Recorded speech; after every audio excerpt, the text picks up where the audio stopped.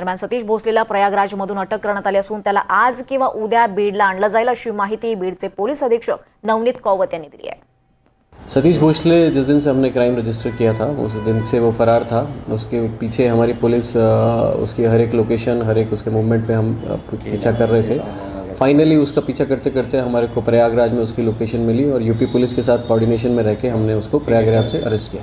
Sir क्या आगे की प्रोसेस होने वाली है? अभी जो फिलहाल रिसेंटली हम लोगों ने टोटल 3 FIR रजिस्टर की हैं, जिसमें से 2 FIR Shirur Kasar police station में है, एक FIR चकलम्बा पुलिस स्टेशन के अंडर है, एक FIR फॉरेस्ट एक्ट के तहत फॉरेस्ट डिपार्टमेंट ने दाखिल की है। तो उसको अरेस्ट करने के बाद इन सभी इन्वेस्टिगेशन्स में उसको लिया जाएगा। बीड में उसे कब लाया जाएगा? बीड में अभी ट्रांजिट रिमांड की प्रोसीजर लेके कल या फिर परसों तक बीड में लाया जाएगा।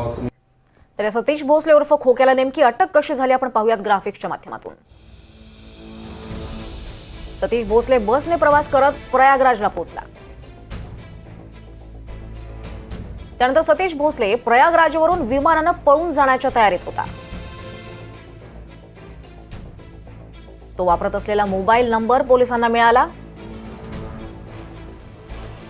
खोक्याच्या फोन नंबरवरून त्याचं लोकेशन पोलिसांना मिळालं।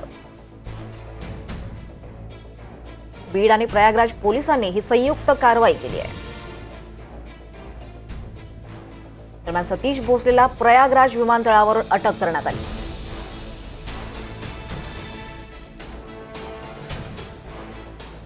दरम्यान सुरेश धस यांचा कार्यकर्ता खोक्याला अटक झाल्यानंतर धस यांनी पहिलीच प्रतिक्रिया दिली आहे। खोक्याला अटक झाली ही चांगली बाब आहे, खोक्यानं केलेल्या गुन्ह्यानुसार कारवाई होईल असं धस म्हणाले।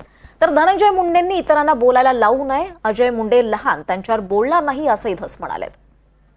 अत्यंत चांगली बाब आहे, त्यांनी जी चूक केलेली आहे त्या संदर्भात त्याला अटक झालेली आहे आणि आता कायद्याप्रमाणे त्याच्यावरती कारवाई होईल। अजिबात नाही, मी कोणत्या पोलिसला कधी फोन लावत नाही। त्याला अटक करा म्हणलं तर मी स्पष्टपणे माझ्या मुलाखतीत म्हणलं ना, त्यांनी जी चूक केली असेल त्याच्यावर कारवाई करा, तर त्याच्यावरती कारवाई झालेली आहे। आता तो आत्ता अटक झालेली आहे त्याच्यावरती पोलीस जे काही कलम लागलेले त्या कलमाप्रमाणे कारवाई करेल।